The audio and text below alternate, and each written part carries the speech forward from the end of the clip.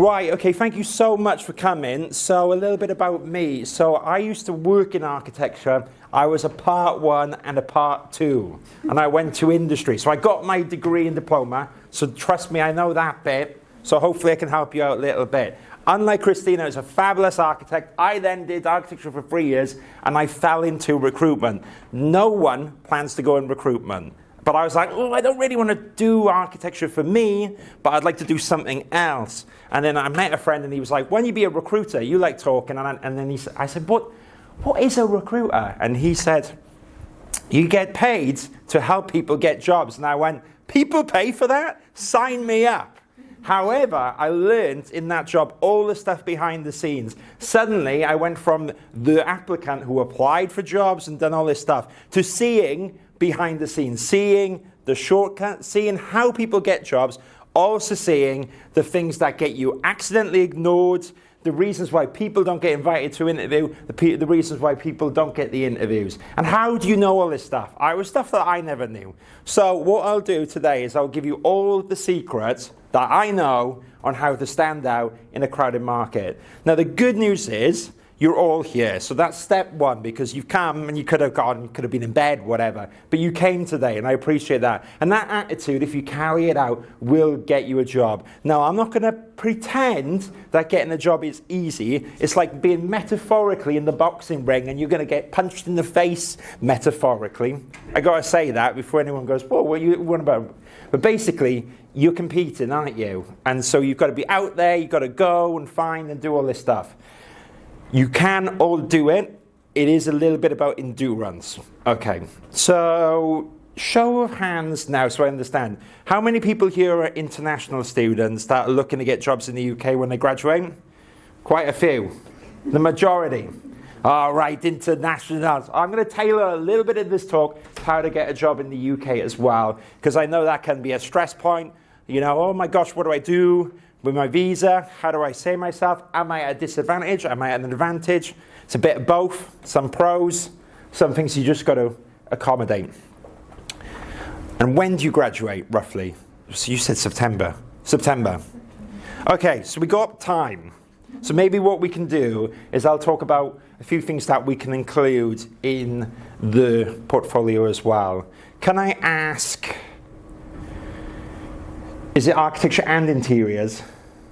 Or interiors, cool. So is the ideal an architecture practice or an interior design studio? You like interior design first and maybe architecture? Both. Oh, want to do both? All right, we can do both. Okay, so you don't need to worry yet about, pardon? Oh, I'm hearing things. I'm going deaf. I'm going deaf at 37, Ben. That's not a good start, is it? Right, where was I? Okay, so if you're doing September, when's the hand-in? It's the last question. Sorry, I'm getting really nitty quick. End of September 27. So they just graduated. Congrats. So they are looking for work already. Right. And they are going to graduate at the end of September. Well, good thing I'm doing the notes then, that I'll send to you, because some things you don't need to worry about now. I think some of it for you is getting the strength of your work up as much as possible, focusing on everything, and then really you want to, I would say, get ready a month or two before. So have you graduated and you're ready, and you're in the pit, yeah? All right, we'll do both. Okay, good. So let's wind it back and go holistically. How do we get a job? What is a job? A job is a need in a design studio, okay? There's a little bit about they're helping with graduates and all this stuff, but really there's a need in the business, and you've got to fulfill that need. And that's what an interview is, convincing them that you are the right person for the role. That's all it is. When someone's hiring, and I employ 5 people, I want to know they're the right person for the job. Now, if you're a graduate, you're not expected to have everything, but it's going to be the design flair that you've got and the tools, which is going to be a trade-off for the experience you're going to get. So they're going to try and assess that in there. So how do we convey that? It's typically a CV and portfolio that you'll be making. Now, you're going to be in the course. Now, you're going to be building up this mega project. So, like, at the end of next September or whenever it is, you're going to have this amazing thing. And you guys will have this amazing project already. Now, in an interview, you're probably going to go and get the 50 sheets. Ben, tell me if I keep walking around too much, because I'm terrible at that. But you're going to have these 50 sheets. And you've got to think of it like it's a full discography. I always refer to the Beatles, but who's more trendy? Taylor Swift. She's got like 12 albums, right? Now, the portfolio you're going to send is a big thing. But what you need to do when you're applying for a job is send what the recruiter people call a sample portfolio. What is a sample portfolio? It's grabbing people's attention. So, you want it to be shorter in length, not 50 sheets that you can go through. You need 10 to 15 pages in that sample portfolio of your recent project. And, if you've already done a bit in industry, great. If not, no problem. And that is going to be the bit that grabs people's attention. You think of it when you're going down Camden Market and you're getting that free piece of chicken and you go, oh, no, I'm not interested. And then they go, come on, try it. And you go, oh, okay, I'll buy it. That's what the portfolio is. You're going to entice them to invite you in for an interview. You don't need to send them all the 60 pages. Why? And this is a mistake I made because I was guilty of sending everything. They haven't got time to read 60 pages. We all have short attention spans. Also, if the file is big, you might not be able to send it. Okay? So you want it to be 10 to 15 pages, and you really want it under 10 megabytes. That's the portfolio. I've jumped ahead. There's another document that comes with it, which is called the curriculum vitae. I think that's how you pronounce it. The CV. Or yeah, as the Americans call the resume. And that's kind of the core thing. That's the core document with your portfolio. I'll start with the CV. So 1 to 2 sheets. Really, really simple. Now, you could do something cool and quirky with the colors, but the most important thing is it's legible, okay? Think of it like a design project. You're all going to be amazing interior designers, and you're doing this course, so I believe all of you can do this. You just do a really nice, clean, and beautiful document. Now, let's ditch Word. I know I'm giving you more work. I know. But it is really, really worth doing it in InDesign. Why? You'll have more control. B is that you'll use it when you're in interior design. There is going to be countless times when you're using it. Or you can use Quark, or I think there's a new one on Mac which is for free, part of Affinity. Whatever, like an InDesign-esque thing. That'll give you much more control over your CV and your portfolio. And guess what? You can then put that skill on your CV. So definitely do that. Don't be limited by Word. Word feels easy at the start, but guess what? When you move the stuff around and you delete one line and it goes up all the stuff, it's a nightmare. Also, don't be the person that uses Photoshop and goes, oh, I love it. And then you raster an image. No. No. We're going to do it on InDesign. Clean, clear, and wonderful. Good. What is in the CV? So I said it was 2 pages. I banged on about the graphic design, and I said, you need to use InDesign. Okay. What do we put in there? Now, I can do some examples, but what happens is everyone then does the bloody examples. Now, you're creative, so I'm happy for you to go and tailor it, but keep it clear and functional. You can have a nice font, but think about it. You're going to have your name at the top. Right? Then you will have the role that you're looking for underneath. So you will say, interior designer, graduate in Central London. Great. I said Central London. So let's add an address there. Okay? Even if you haven't got a fixed permanent address, and why would you? Put an address in. Put a UK address in. Even if you're not in London right now, as long as you can come down the line, because people want to know that you're there. I sometimes get calls from amazing people going, I am ready to go in London. And I go, where are you? And they go, oh, I'm in Australia, and I'll come if I get an interview. I'm unemployed. No one's going to wait for an interview. Oh, yeah. No, we want to know if you're in London and you're ready for the hustle. But you're all here, right? So that's great. So you get a London address in. You also get a UK mobile phone because, like, if someone's not familiar with 07, which is most Brits, if it's not 07, they go, I don't know where this is. And then they go, oh, I'm not going to ring it. It's going to cost me 3 pence on the line. and then you might have missed that interview, which is so stupid because you can have different numbers from wherever. It doesn't really cost any money or whatever, but it's the human nature of people. They go, I don't think that's a UK number, forget it. So it's all these stupid things that happen. So you're going to say that you're in the UK, we've put your address, and you're going to put a UK number. Even if it's a giff-gaff mobile, it's your interview burner phone, which sounds dodgy. This man has 2 phones, by the way, and he won't tell me what the second phone is for. So he definitely has a burner phone. But going back to you, you're going to get that mobile phone number in. I know it sounds stupid, but this is the kind of thing that I see all the time. Then for you guys that graduated, you put on your grades, and you say you got your master's in interior design, all the fancy titles. University of Kingston, it's great uni, brilliant, use it. For you guys, a month or 2 before you graduate, you can be cheeky and say, predicted grades. Or you can leave it out if you really want. But I think early bird catches the worm. And if you're not tired, it is worth doing it just about the time that you got you hand in your portfolio. So don't worry about it now. And if you're here next year, I'll see you again and you can test me or you can dodge me. But you do it around about the time you hand in and then you're getting ready for pin-up at the end of your show. We do that here. Around that time, if you're really knackered, you can't look for a job, I get it. But if you can do both, you're putting up that plinth and you're sending applications, it will save you time. Early bird does catch the worm. It just does. Sad fact of life. Okay, let's keep going with the CV. So what do we put on the CV? If you've worked in industry before, put it on there. Don't freak out if you've never worked in an interior design studio. I never did before. That's fine. Don't need to put it on there. If you've worked in retail or anything else, do put it down. But so I worked in Waitrose down the road while I studied architecture. I was stuck in the shelves. But I didn't go into the full job where I said, customer facing, done this in parallel while studying. It was bloody hard, but I wasn't in bed all the time. You know what I mean? So it just shows that you've done a job. That's great. If you've not done that, that's fine too. But the theme is you use what you've got. Good news is you got your grades. Good news you got the uni. But if you've been stacking the shelves like me, use it. If you've done an internship at architecture interior design practice, use it. If you haven't, fine. We'll still push ahead anyways. People do get into the industry. There's always a way in. Don't be disheartened. But if we got it, let's do it. Okay, what things do you put on the top? So you're going to put your academia at the top. You don't need to worry about your school grades from 5-10 years ago. We can leave them go. You can bunch them together if you really want. If you really like, I got a bunch of A's, I'm putting them in. Fine, right?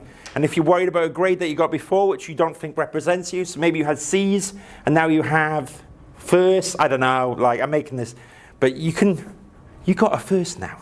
Like I got a friend that got, in his first year of architecture, he got a lower grade, and he was really bummed out. And then he went away and did his master's, and he got a first, and then he works at Richard Rogers, which is a very famous architecture practice. So the lower grade he got in the past doesn't matter because he's an associate director at Richard Rogers. Whereas I got good grades, I went down the Swanee, so it can go either way. Going back to the CV, so we got the experience in there. Say the core things that you've done in the job.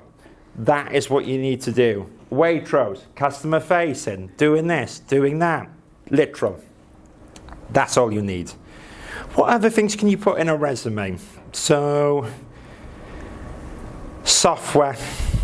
That's the big thing you got going for you guys, isn't it? Can you give me a flavour of what kind of software you guys use? You use CAD, do you use SketchUp, do you do Photoshop? All of them?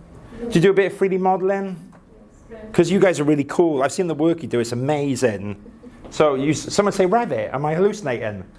Now that is a word that an architecture practice will like. And they have in interior design studios, and we'll loop on that later. Revit is amazing. It's more architectural, and it's more for larger architecture practices, but having it is a plus.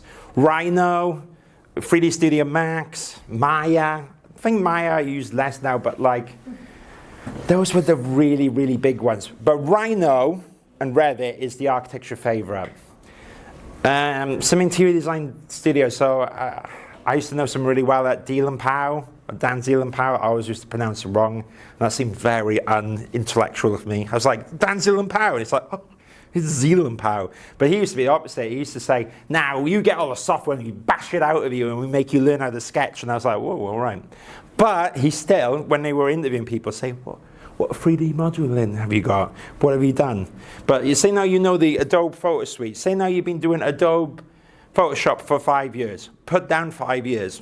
Don't say advanced, the best, because that's hard to quantify. So put the time you use the software. Also, if you're a really cool, trendy person, you might think, oh, I'm not going to write down Adobe Photoshop. I'm going to put the logo because it looks cool. Now, I'm such an old fart, and I've been out of the industry for 10 years. I can't even tell you what the current Photoshop logo is. And so I get really tripped up on it. I'm like, is that Maya? Is that 3D Studio Max? So for idiots like me, you have to make the CV idiot-proof. So the best way to do it is say, Adobe Photoshop, 3ds Max, oh, that's 3ds Max. You get it, right? 3 years. If you've been working something hardcore this year, 1 year. Great. I'm like, oh, well, 1 year is pretty decent. Software is very, very important. Activities on the CV. Stephen, would you say AI experience in the... Yeah, you can mention it, and maybe there's a passion, and I think it's really useful. And you guys are probably doing really cool tools. And say now you were doing like a programming tool with AI, you could be like, yeah, I'm tempted to put down an AI. That's the first time it's ever been asked by me.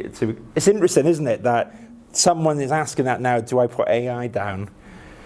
I have a controversial, without going too much on the tangent, I think it's becoming a core skill now. I use AI every day, but when I first had AI, I would be tempted to do it for me.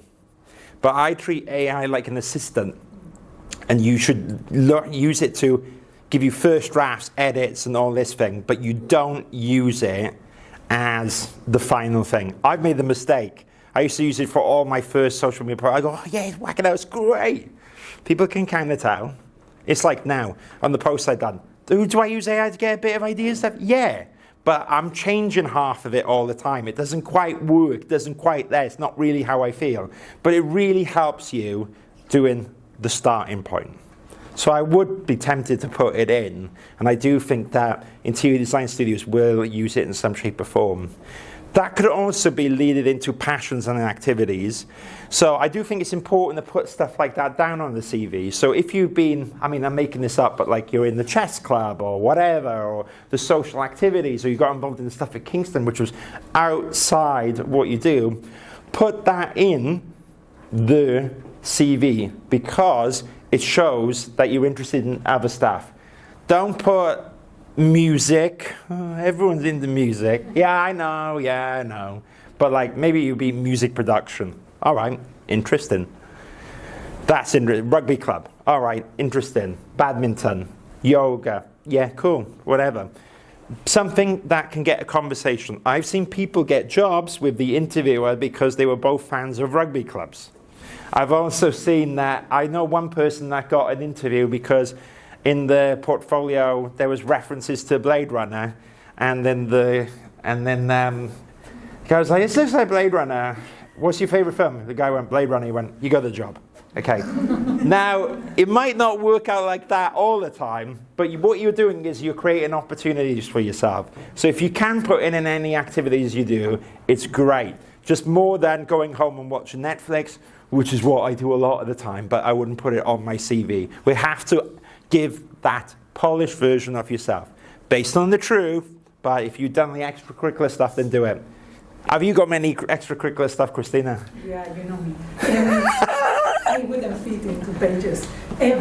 No, what I was going to ask is, I'm not going to out this person, but in what happens when you have a hobby that can be seen as a bonus in particular type of offices, like for example clay pigeon shooting, but if you go to other places, it can be taken the wrong way. So how would you go about that? Because that is part of who you are. Yeah. But at the same time, you have to be nice. Yeah, maybe you'd leave that one out. But it is a clay pigeon. If you said you like to go on the hunt, then I would be a little bit more worried.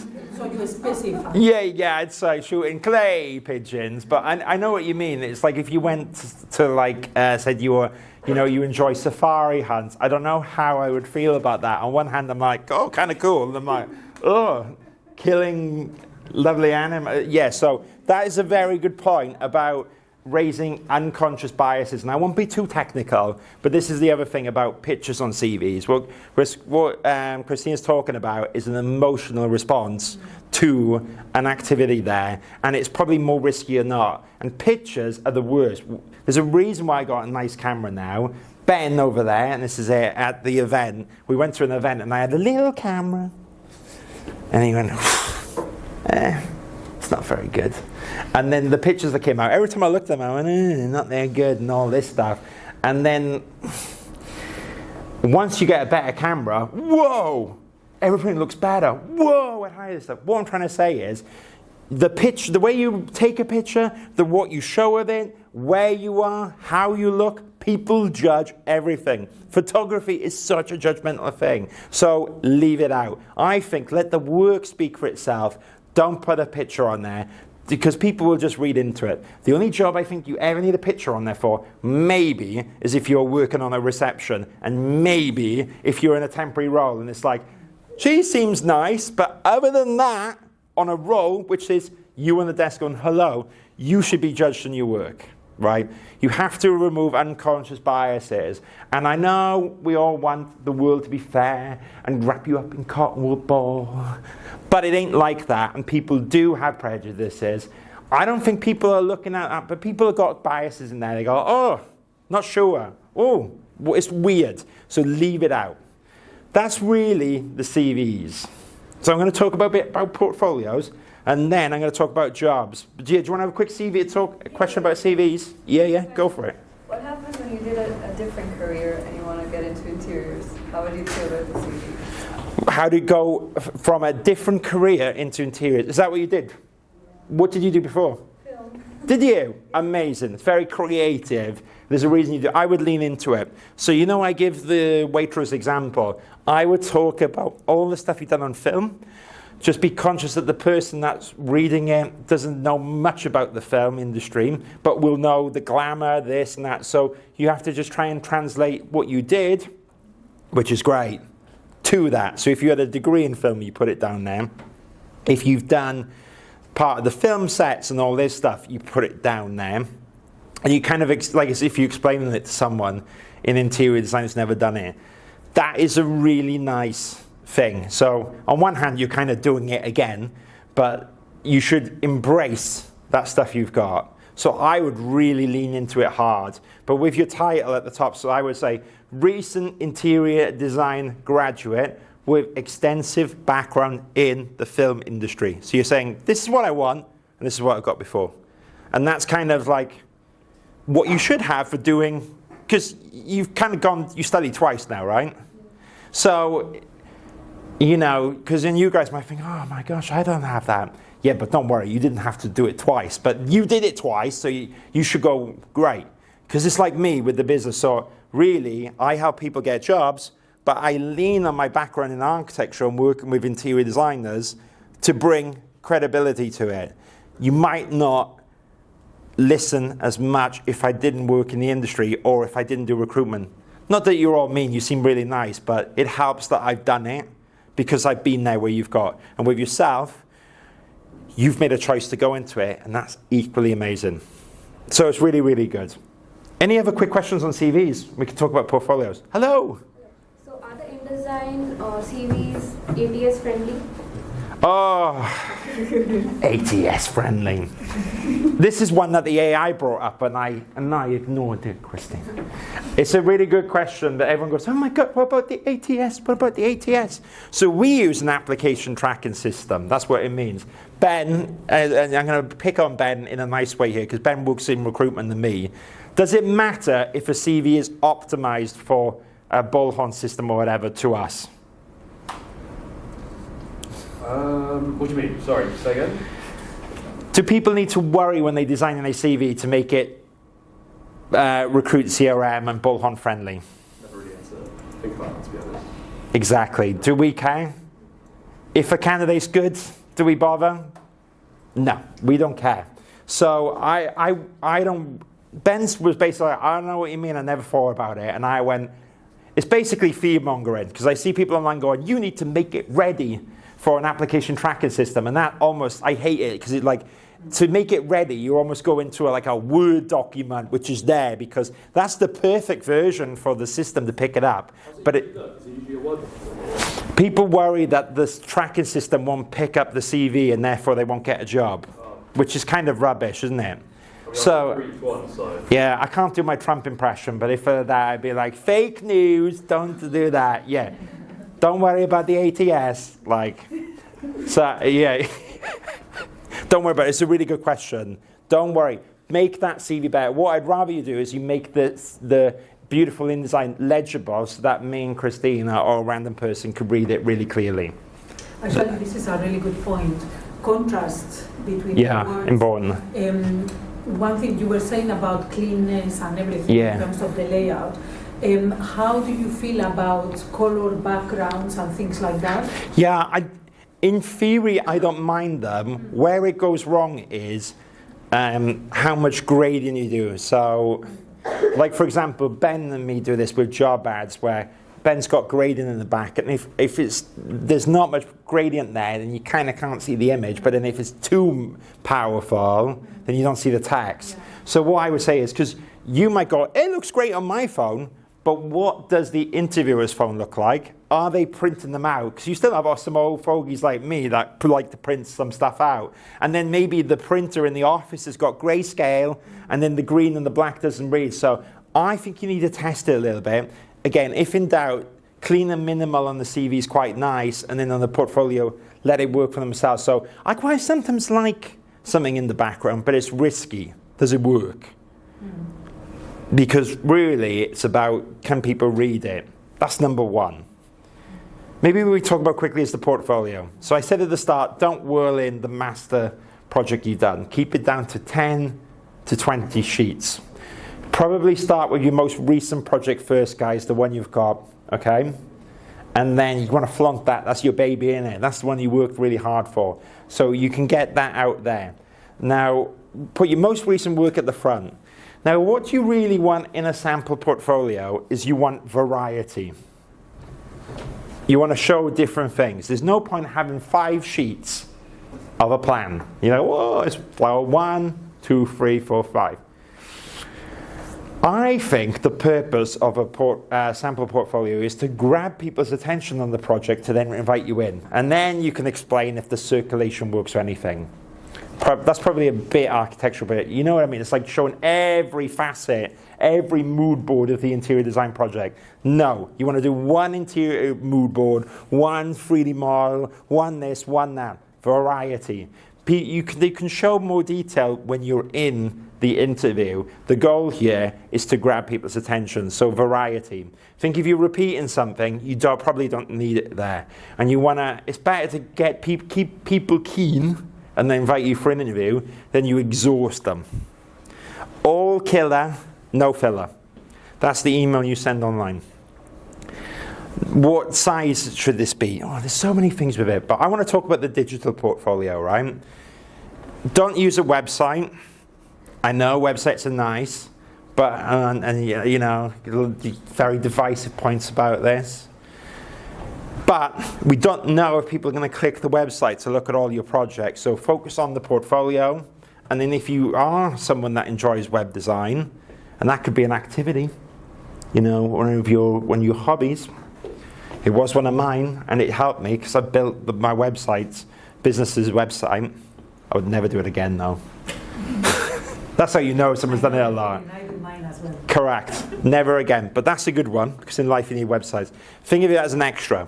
So that portfolio, I think you can take an A3 portfolio to an interview. In the old days, there used to be an A01 when you were a graduate, and then you bring it down to like A2 and A1 or A2. I think now it's fine to take an A3 portfolio. You could go, whoa, I was going to take my iPad to an interview. Yeah, that's fine. But really, design the document, right?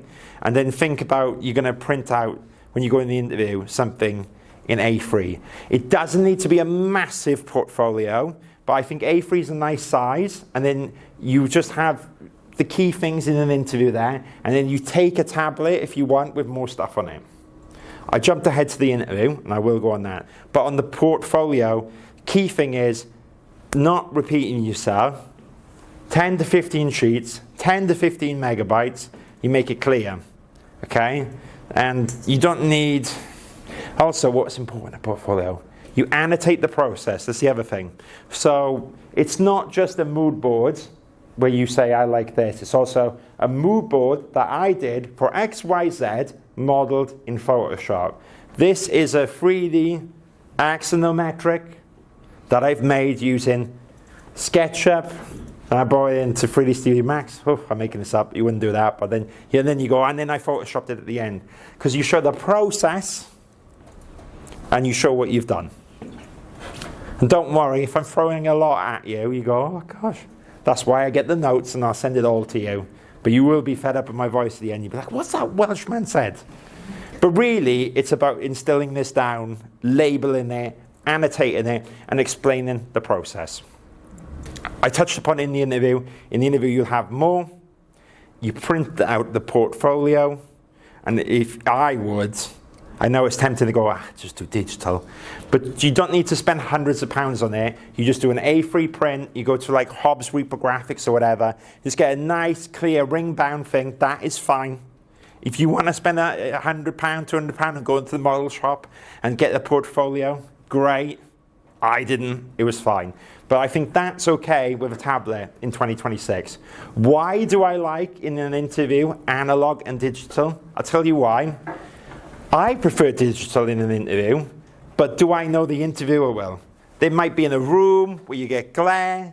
You might, your laptop, your tablet might break down on the way. All this stuff. Oh my gosh, and don't even think about taking a USB, right? I've seen so many people, because also, in between, so I did industry to recruitment, and then I went, for 2 years, I went back into architecture as the in-house recruiter, and the amount of people I saw freaking out trying to get a USB to load at the start of the interview was crazy. And they were nice people, but they go, oh, sorry, it works at my one at home, and I can't get it working. And then the thing is, it doesn't matter, but it put the person interviewing off. You know, they're panicking. And no one really minds, but then suddenly they're not starting in the best way they can. And USBs and people's computers, you have no control on. You know, and then they're kind of waiting there, they're waiting for you to load it up, and you're like, oh my gosh, get me out of here. You know, and you're like, oh. So just don't do it. So take things in your control, and what you can control is a print, and what you can control also is your tablet, but they do F up now and then at the worst bloody moment. If you printed something out and you don't have something on your tablet and someone asks you for something and you have it, just say, I'll be really transparent. I didn't bring it today, but what I will do, when I thank you for the interview, I will follow up with it. That's all you need to do. Interviews. I will talk about interviews, but how do you get to an interview? Oh my gosh, this is the bit. So whenever I do coaching, we'll do questions in a bit, but when people pay me for a session, they pay with the money. They always come to me and they go, I know, see, I do work as well, but they come to me and they go, I need to fix my CV and portfolio. And in the coaching session, 95% of them is not about the CV and portfolio. It's actually about the search. And this is, if you remember one thing from today, I want it to be this. Most people go, I've been looking for a job all week. I can't find one. You go, okay. Now you've got to remember, you're at the start of your career. You haven't met many people yet. You're going to make these valuable connections. They will all come. But chances are you probably don't know many architects or interior designers. And if you do, they're probably the first people you'll ask. But chances are you don't know them. Why would you? I didn't. Unfortunately, although there's one famous architect called John Drew, he wasn't my relative. So I knew no one. So I had to go out there. Why I'm saying this is, the search, if you haven't got a network, you have to cast the net wide. You have to be practical. You have to remember that you can send a lot of applications, and it's all in the process to get one job interview accepted. That's the game. So the advantage, if you don't know anyone, is that it doesn't matter who you contact, because who cares? They either ignore you or they say, no, you're not for me. But the more people you speak to, the better. You cast your net out wide. Now, I made a post this week which got everyone talking about covering letters. Oh, should you include a covering letter or not? I don't think you should, right? Oh, but I love a covering letter.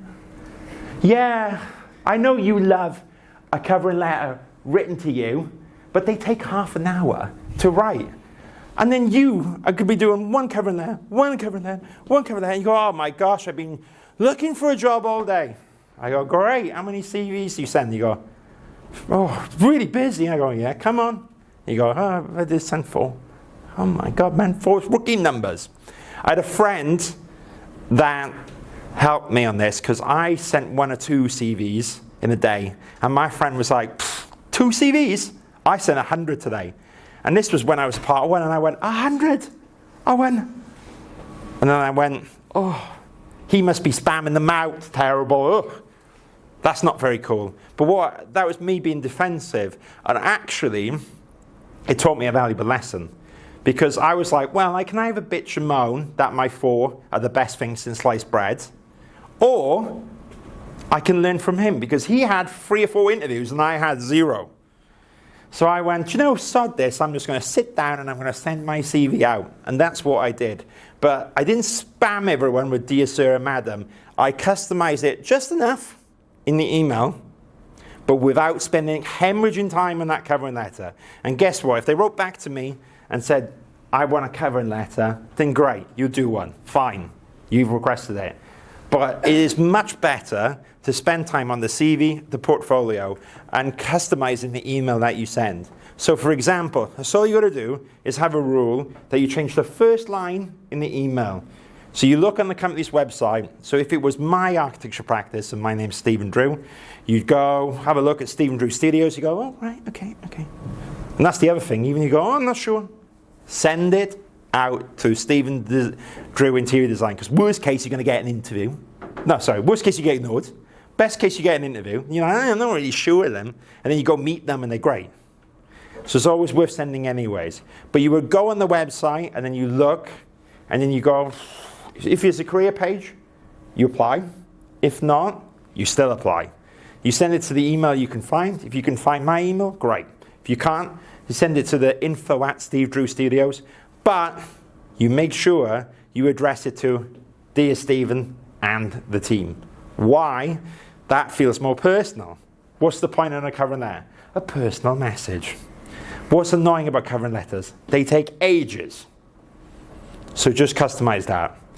I guarantee you, if you do that, you can send out, probably when you get fast, 1 application every 5 minutes. But in the first, because I'm scaring everyone, look at it this way. Even if it took you 20 minutes to go on a company, quickly change a thing, do that. It's 20 minutes. You could do 3 in an hour.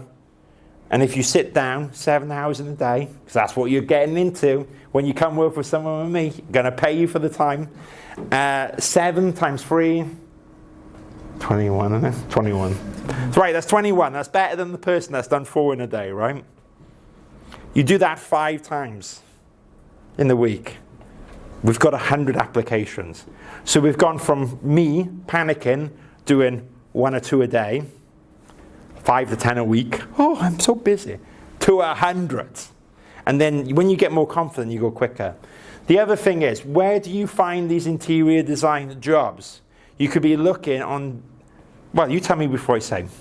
Where do you find a job online right now? Has anyone tried looking? For you guys who have been looking, where do you find one? Any good job boards? LinkedIn? Yeah, Indeed. Indeed. Is there any design job boards? Interior design ones?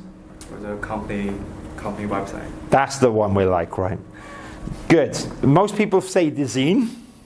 They go, I go on design. or whatever. But if the more popular the job board is, the easier it is to find a job. So you can put a graduate interior design search on LinkedIn and Indeed, great. But once that job's gone live, it's gone live as well. You would be amazed at how many jobs are not advertised. I think it's anecdotally like 70 to 80%. They're not there. So when I worked in an architecture practice, they go, Steve, I need you to get me 5 graduates next month. And I go, all right. And where do you think the first place I looked is before advertising it? And take a guess. Imagine me, in-house recruiter. Oh, shit. The inbox. Yeah. Inbox. Oh, You're going to look in the inbox. And if I go, this lovely lady has applied last week. She looks good. And I go, Jeff, what do you think? You go, yeah, bring her in.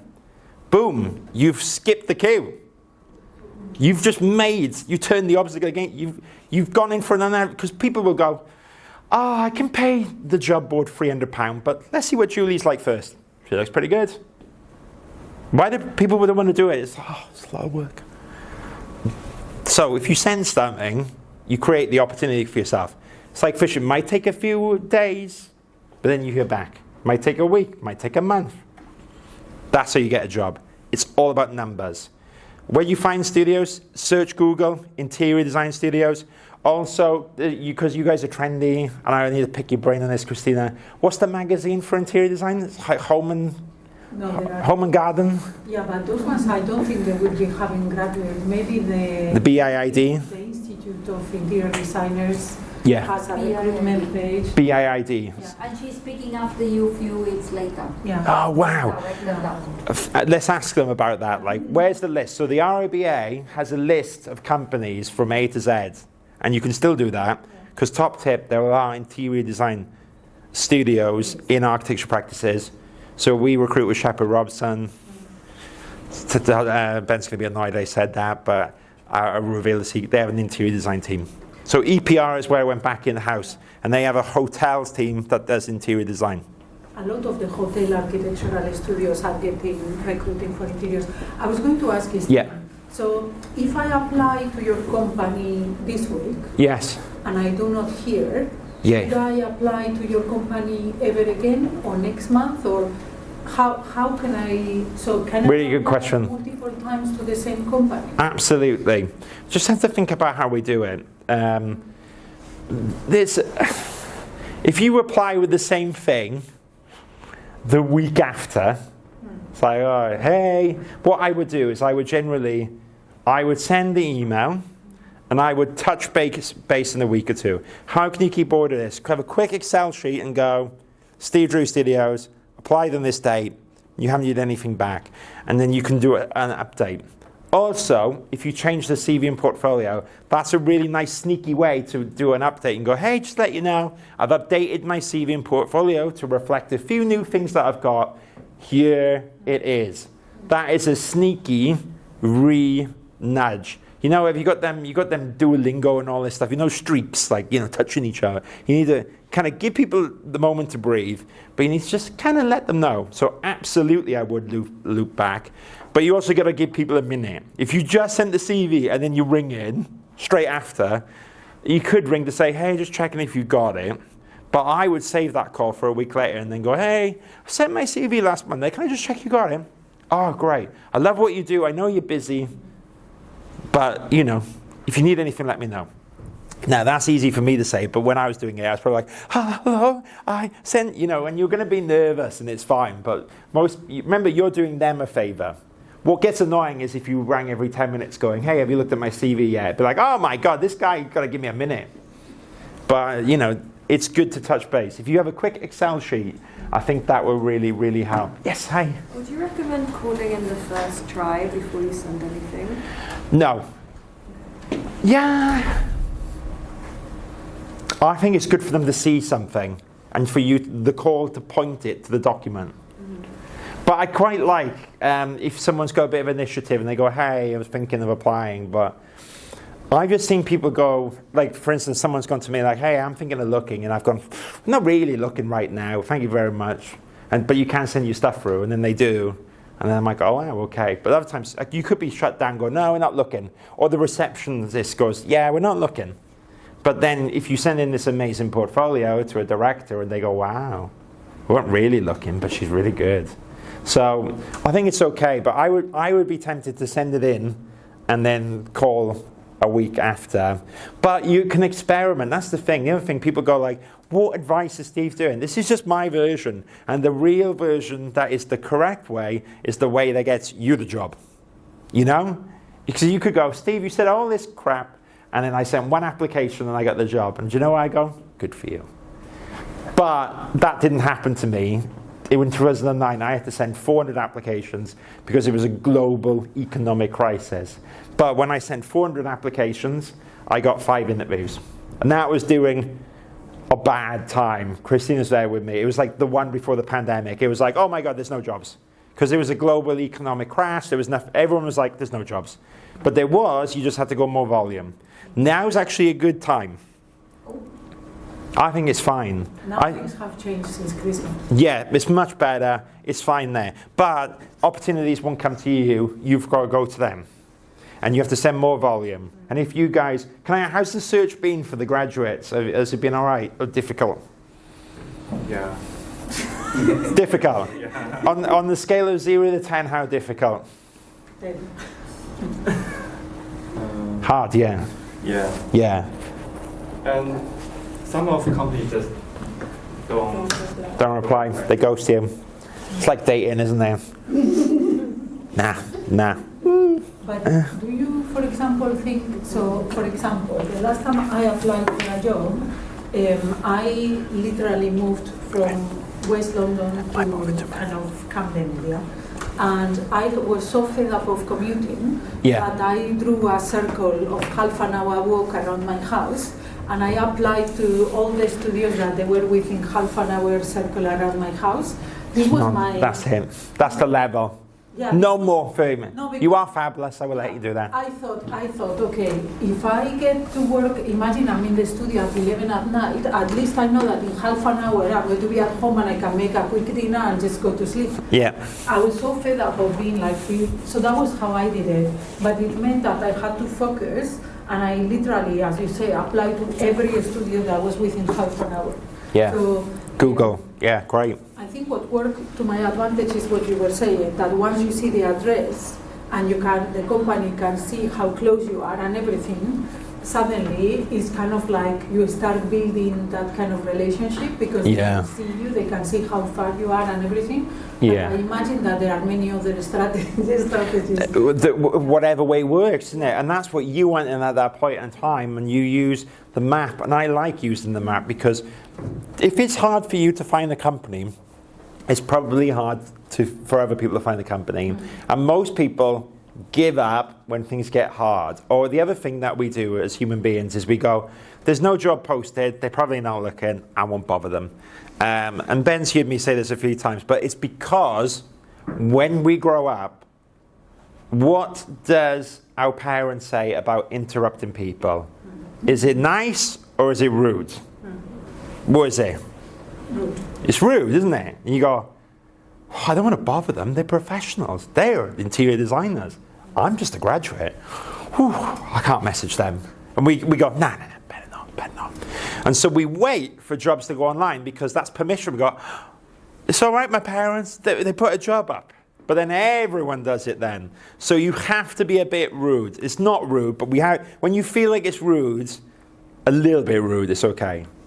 Does that make sense? You have to get over the uncomfortableness of interrupting people and go like, hey, here's my application. You're going to be polite doing it, but you're going to think, oh, I don't know, I've got the director's email here. Should I message them? Or should I send it to the hello inbox? You go, oh, I'll send it to the hello inbox. I can't bother him. No, bother the director because he's the decision maker and you might save him a lot of time and effort recruiting because he goes, oh, I was busy, but your application's amazing. So it's okay to be a little bit rude. When I say that, I mean not shouting up going, hey, give me a job. But you get what I mean? It's like interrupting people feels rude and we have to be comfortable doing that. It's the main thing that holds us back. It's the main thing that we're sometimes like we're compliant, we're waiting going, maybe this afternoon I'll get a new job on the Zine and I'll apply. And I've been there, and it doesn't really help. So I've thrown a lot of information at you. So let's do a quick summary, and then we can do a massive Q&A, or you can pick my brains or anything. So I talked at the start about CVs, keeping it clean, clear, and concise, 1 or 2 pages. Then I said about getting that portfolio, 10 to 15 sheets, all killer, no filler, clean graphic design, explaining the process, and variety. Keep me on my toes, man. You know, I've got to make sure I don't swipe you to the... Which way is it? Because I'm dated anymore. Which way is the rejection way? Left or right on Tinder? You're all working on the course. That's great. Anyways, one way's reject, and one way's all right. So we've got to keep people's variety up, right? Then you've got that. You're going to put it in an email, and you're going to say your name, interior design graduate, available immediately. Aha, I forgot. You're international students. Great. Where do we talk about the visas? Do I not talk about it? I don't want to embarrass. I don't want them to think they got to worry about. I don't want to. Right. Everyone freaks out about this because they go, do I put it down and then I can get removed? Or do I not mention it and then go, and then you're in the interview and it's an hour long and you get to the end and you go, by the way, I've got a visa. And then you go, and then at that point they go, and then they, that's what we think in our head. We go, again, rejection. No, it's fine, but there's a scheme in the UK, isn't there? A graduate visa. What happens, guys, with a graduate visa? You get 2 years, right? 1.5.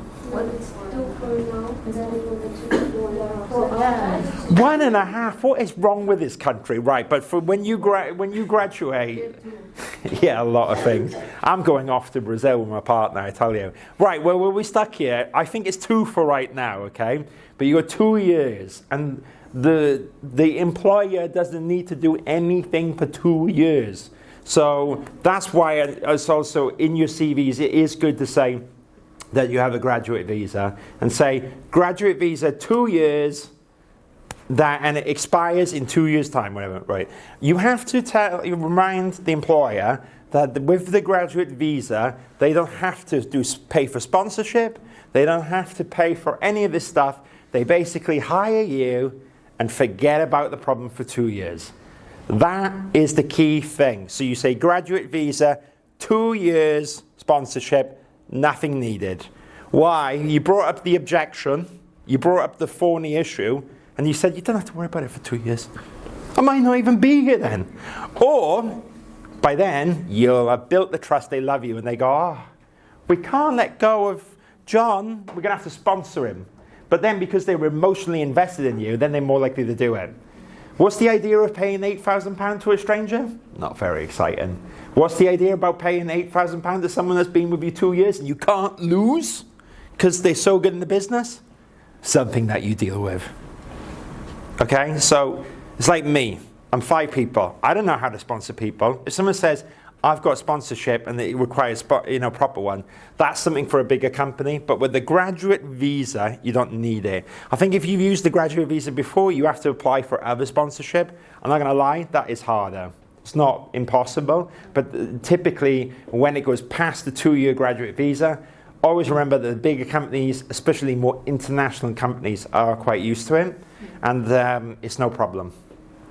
But with a bigger company. With a smaller, they just won't understand it. It's like if you ask me to do it, I just go, I don't know, I can't deal with this. It's a bit more problematic for them. But if you're on the graduate visa, you don't need to worry, but bring up the objection at the start, put it in the CV, and when I was saying in the email, you could say, I am on a graduate visa, but I need no sponsorship for 2 years. Great, you put it in there, it's not an issue. That's the one thing that most international students freak out about. But you should be proud of what you've done. You work really hard, you offer a lot of skill set, and a graduate visa is easy for 2 years.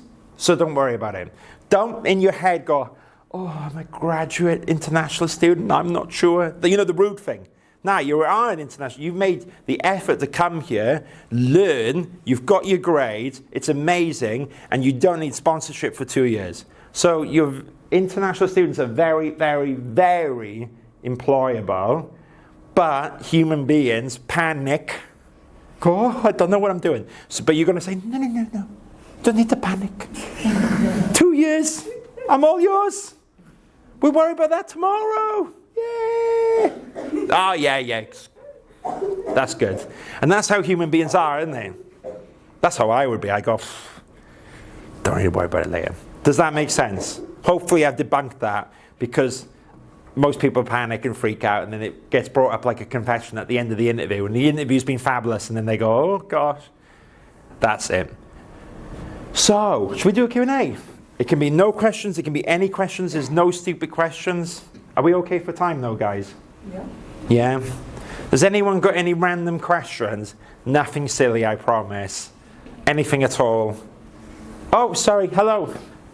I have one question. Yes. In the UK, if you want to apply like interior assistant or junior interior designer, Yeah.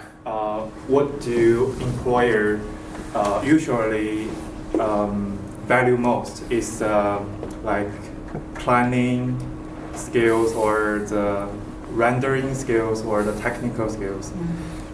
Well, it's going to be the cop-out answer is a bit of everything. However, I think the more, when you're a graduate, they want to see that you're capable to design, but it does really help if you have the raw software skills. That's kind of the trade-off. You know, like Christina mentioned a bit, like the AI. There could be an old person in the studio. I say old, I'm old myself, but I'm at the cusp where, like, in the next few years, I really won't be bothered to use it. But so if I go, you know that AI thing, and you go, yeah, I know it all, I know this, I know that, they go, right, you're in. So you leverage your skill set.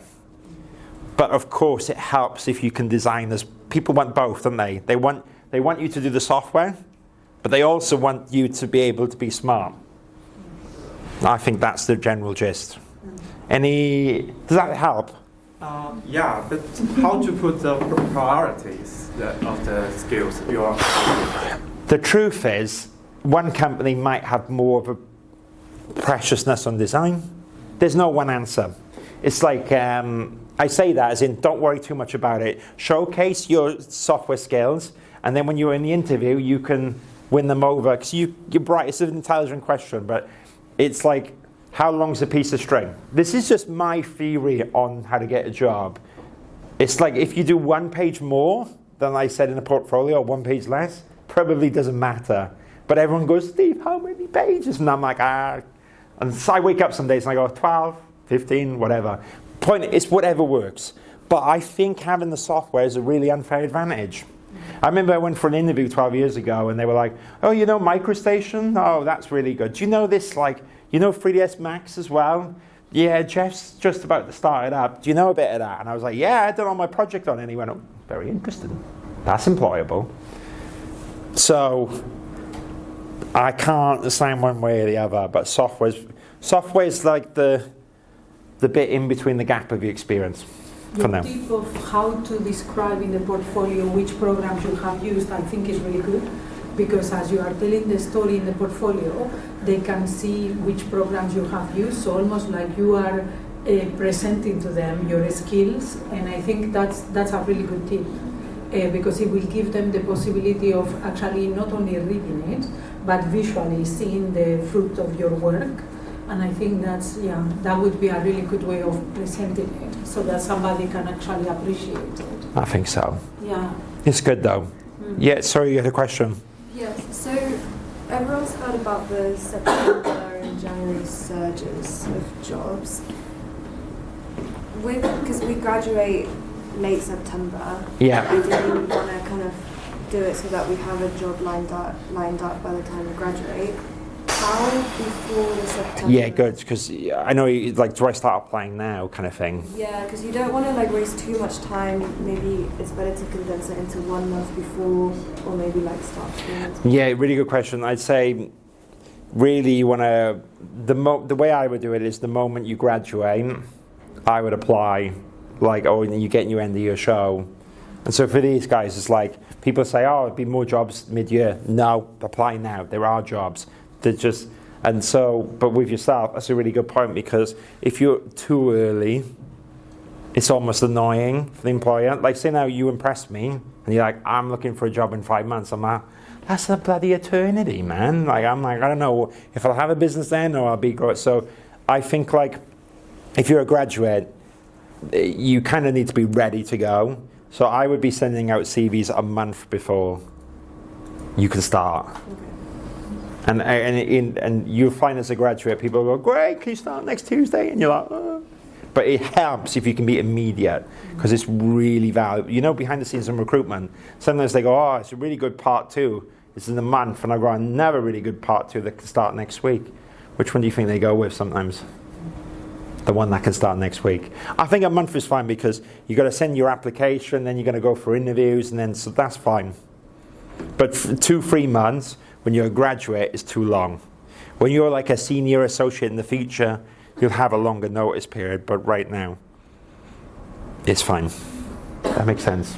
Good, really good question though. Because on one hand, you want to be like, oh, I'm going to get ahead of it, but then you're like, oh, 1 month-ish. But then you could start the portfolio a bit before, CV portfolio if you want. Yeah. Yeah, once you're out the door, you've got to think, like, I've got to be able to start this job within a month or less. Is that all right? Yeah. Any other questions before we go around? Cool. Any other? Hello? So, in July 2025, last year, yeah, the government has removed interior designer job from the sponsorship list. So, do you think that's going to affect us? And if it does, how can we tackle that? Okay, but I think that's for not graduate visa roles. For 2 years we are set. Yeah. And after that? I mean, it's not ideal. I can't lie to you. I can't, I think me and Christina have had chats about this, and I think that the salaries that they're putting on them are wrong. They've done the same in architecture. We can't control that. Like, there's a little bit of something called stoicism, which I believe in, because I used to get really stressed and anxious about these things. Of course, I'll campaign online and we speak, but you can't control that. But what you can control is the quality of work experience you get for those 2 years. And the more hard you work and you all come across great here, the chances are you could probably go over that. So think of it differently. Think of it like, I can't control that, but I can work as hard as I can on getting a job and working amazing for 2 years, which will increase the chance of the salary. And probably you will be okay, because then people will go, oh, we've got to hit this thing. But if you think of it like that, and you focus on just getting the best work experience in the industry, that is something you can control. Does that make sense? So I hate that they've done that, but I think we have to exploit the graduate visa, especially if it's 2 years. And 1.5, another reason, like, so, but again, like, if we can get upset about that, but like, it doesn't help you now. So let's just focus on you now, getting the 2 years, and then worry about that later. But I'm sorry, it's annoying, isn't it? Like, is there any other reason this country go, oh, like, soon we're not going to be able to have people. It'll all change though, because what will happen is, so I've seen this, is that it'll be like this, then there'll be no one who can do the job, and then it'll change. But there'll be a lull, and then it means that, like, me and Christina can't find good people. I work in recruitment. It might be good for me, but ethically I don't like it. Because you need to find someone and pay, which is really disappointing. Oh, let's touch upon that. Recruiters. In the future, they will love you, blow smoke up you know what. But right now, they can't make any money off you. So what that means is recruiters will be nice, but they won't really have graduate jobs. Because in recruitment, I get paid when I find someone, and no company is asking me to find a graduate. They're asking me to find you in the future, 10, 15 years when you're directors of hotels. And I got to be like, hey, do you remember we met at Kingston? And you're like, oh, not you.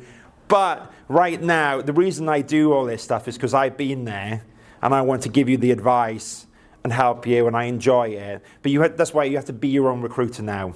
And recruiters, they won't say this because they worry like, oh, I don't want to say that's how it works.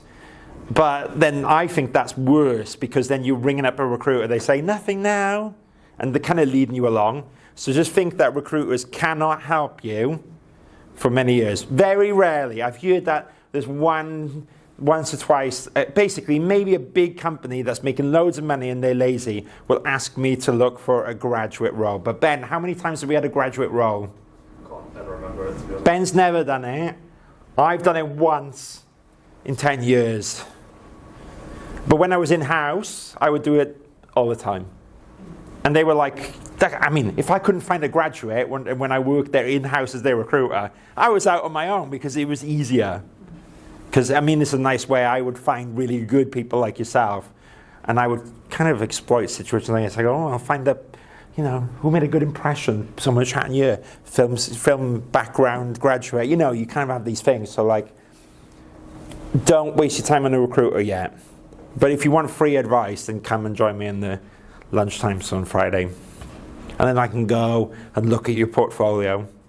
So I'm happy to do that. I'm happy to go through your work as well. And any other questions? Oh, 2 more? Yeah, come on. You got to milk me for all you got. When I apply in UK, yes. Sorry. If it is better when you apply borderly or the target areas. Field role. Which one is better? Target by location or by role? Target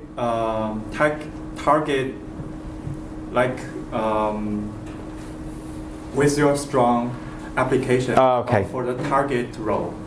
I kind of get it. I would say the opposite and just think that every company could hire an interior graduate, which could be you guys. So I would just look on the company and location. So get out of your head interior, senior interior design, middle. Forget all that. Just apply for the company. So I would target the company. And you would be doing what's called a speculative application. You'll just be sending them your information even if there's no role there. And then I would look at location. And most companies are in London. There's some in the UK, everywhere. Ben, what do you think the ratio is of company? Let's tell you what, you have a guess. We'll make it interactive with him. I'll put him on the spot for fun. How many percentage of architectural practices do you think are in London versus the rest of the UK? Because I know this. Are you talking about the roles that we actually work on? No, just number of studios. Ratio? 1 to... One in London? No. So I'll say 1 in the rest. Yeah. The majority. Very close. Well done, yeah. I think it's 80 to 85% of design studios are in London. Why? Because they do most of Europe as well. London's very bougie. Whereas what you have outside of London is you have more regional offices. And I think then it's London with Sheffield and Liverpool. But it's less. Still a chance. You got 1 or 2 in Edinburgh and stuff. But there's so much in London. It's insane. So you are in one of the best, and the other good things is it is one of the best places to work in the UK. I know it's bloody expensive, but there are some great studios around. Also the variety in studios, interior design companies, hardcore ones, then you have multidisciplinary companies, which is they do architectural engineering interiors. Then you have architecture practices which do interiors. Then you have interior design consultants, and you have loads of all different shapes and sizes. You have interior design studios which are small and eclectic and do in Chelsea, and they got all the rich houses. Or you one of the companies I work with is they want an interior designer to do airport lounges. So you've got loads of variety, and they're all in London, which is great.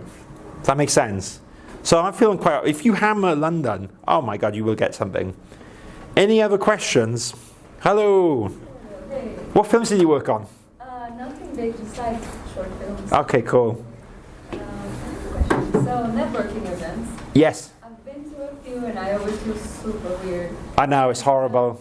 And the people who actually hire you, they ask you, oh, what do you do? You say, I'm studying, and their face immediately changes. They're like, oh.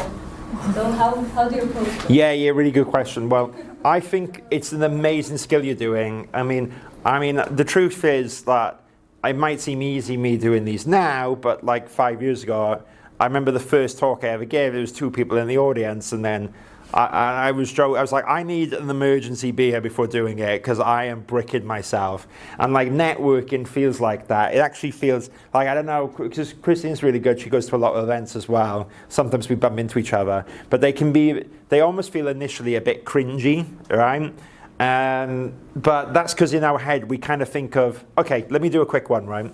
So when we go to a networking event, businessy, putting cards down, there's a certain connotation we have of that. It's like you go put your business card, or you think of salespeople. It's like we're engineered like we think sales, money, vulgar, wankers, this kind of thing. Like, so I think you can feel a little bit like, oh my gosh, sorry, I'm not supposed to swear, am I? I apologize to Kingston University and its residents. But you think sales, they want something for it. And like with networking, it can feel like that. But it is such a great skill. When you're doing pitches, it's the same thing. You got to think that you do crits, and actually it's really hard at times. So actually go to those, but try and enjoy yourself. And like it's all in your head. I remember, so there's like a members club that I got invited into, and I was like, I can't go there. I'm like, I'm the opposite of a fancy elite. They all have interior designers, and I was like, I'm from South Wales, council estate. I'm not going to fit in. And then when I got in the room, I realised they were all rich, can't swear, in their own heads, and they didn't care about me. And I went, oh, so this is what you got to do. No one cares. No one actually cares. Like, I mean, this is a nice way. No one cares. You don't care about me. That's okay. You care about yourself and the value I can add, right? But that will come over time. So for right now, you're thinking, well, I don't really know people. I'm a graduate. Maybe I can offer a bit less value now, although your backstory of film is really interesting. But you're practicing the art of going to these things. And in the future, you'll have more value. But it doesn't matter. So I answered in a roundabout way, but what I'm trying to say is it's great you're going to these networking events. Don't panic about them, but don't let them be the substance. So I'd rather you spend your 9 to 5 focusing on getting CVs out, but then you did the extra networking because that'll pay you dividends off in later in life. If I didn't do the talk 5 years ago, I wouldn't have had the confidence enough to do this. And, that's just kind of how it goes with life. So I went on a preamble. I went on around the houses, but did it make sense in the madness? So stick to the search, but that's amazing. And you felt like an idiot, but you weren't. And we all feel like weird imposters when we're there. And also no one cares, is what I'm trying to say. But also, and I speak from experience, when you start, like Steven said, everybody feels, completely out of water. Everybody. And I agree with what you said. Sometimes you go to a place and you think you are the odd one out. Then you look around and you start noticing that every corner has one person that is feeling exactly the same as you. And if you try to go to the middle of the room where the groups have already been formed, maybe you find it intimidating, but maybe you can go to the people in the corner and start there. And I feel like I keep moving. And go somewhere else. And sometimes as well, I find that don't go to these places on your own, bring a friend. A lot of the work that we do through volunteering, and we both are part of similar networks, is actually focused on that, on kind of breaking the barriers and actually making people feel more comfortable. I posted on the Teams chart a couple of events that they are happening now. One is the surface design, and the other one is workplace design. Yeah. Those shows will have lectures, so you can go there. There will be people, businesses, there will be suppliers, there will be people speaking, giving talks. After the talk, you can go and introduce yourself to the people. So it doesn't have to be, like a stereotypical networking corporate. You don't have to go to corporate network. That's true. And so Christine's involved in a really great one called NAWEC, which is National Association of Women in Construction. Yeah. And maybe there's a job there, maybe there's not. But I think if you're in on your search and you're pushing yourself, it's a very nice and supportive environment. Can we guarantee you it's going to get you in your job search further? No. But does it help to speak to people? Yes. And if you make a good impression, you can meet people years later. That's the weird thing. And with the other events, it's really good that you're doing them because I find them hard to do. As in, if I work all day, yes, I enjoy it, but the idea of going out, you're like, I can't be bothered. Yeah, I agree. And I have this moment where I go it's a lot easier for me to stay. But then we wouldn't know each other if we didn't go to events. Yeah. Because we kind of spoke a little bit on LinkedIn and the pandemic, but that's helpful, but the goal is to meet in person, and that's what an interview is. Yeah. So I don't think we'd be here if we weren't going to an event, but I'd rather you push the search digitally and do that, backed up with the in-person, with the view they get in person. But yeah, is that useful? Yeah. Any other last quick questions? So I think we're almost done with the questions. So, I have a quick yeah, one. go on. So you were saying people could submit the CV or the portfolio Correct.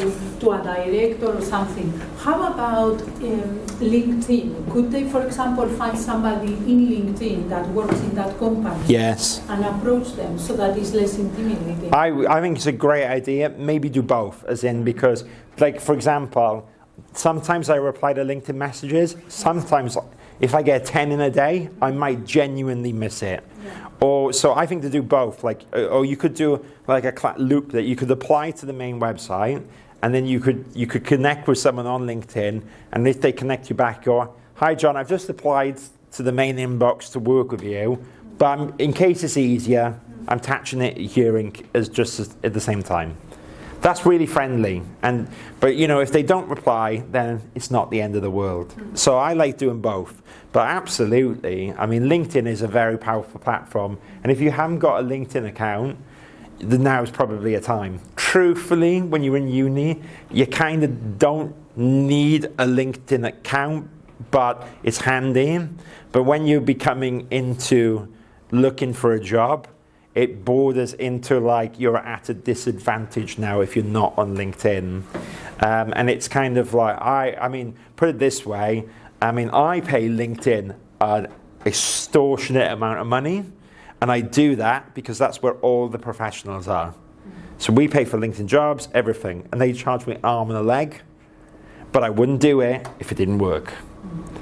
And there's a whole conversation on there that, but when you're just starting out, you're like, oh my gosh, what is this? And you just add a few people and you can connect with me. But the last thing is, you all are very employable.